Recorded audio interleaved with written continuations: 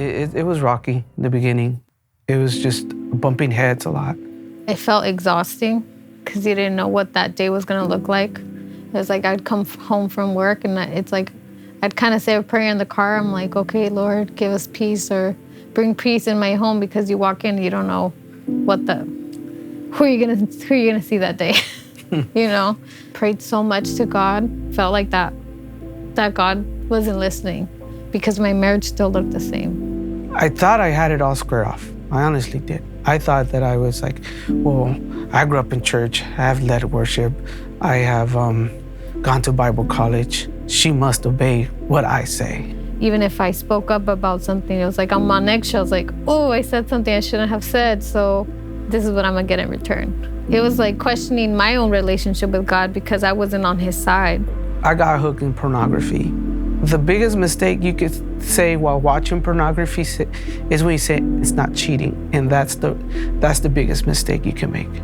Within all that darkness, I wanted another child, but I think I idolized so much wanting a kid that became more of my prayer instead of coming to God, just to God. Eventually I found out that I couldn't have kids, and that was more devastating because it just felt like everything was pulled under me and this is your reality.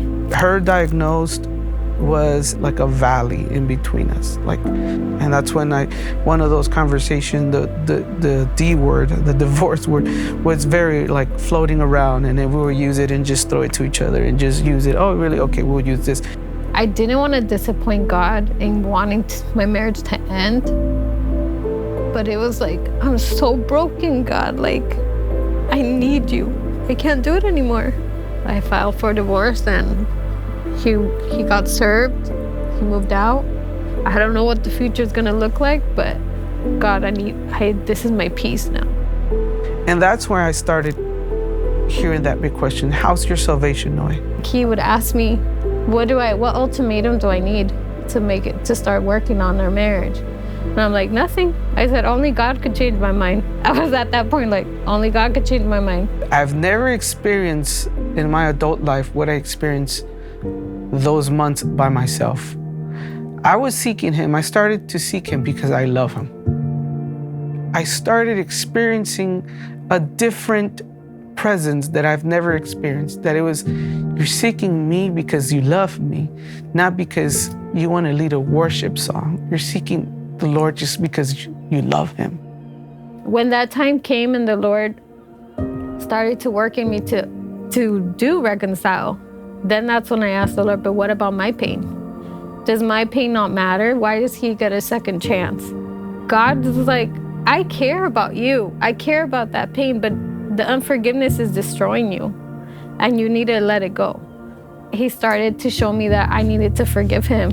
Yes, I still had a prayer request for my marriage, but before that prayer request, I will come and say, Lord, I worship you.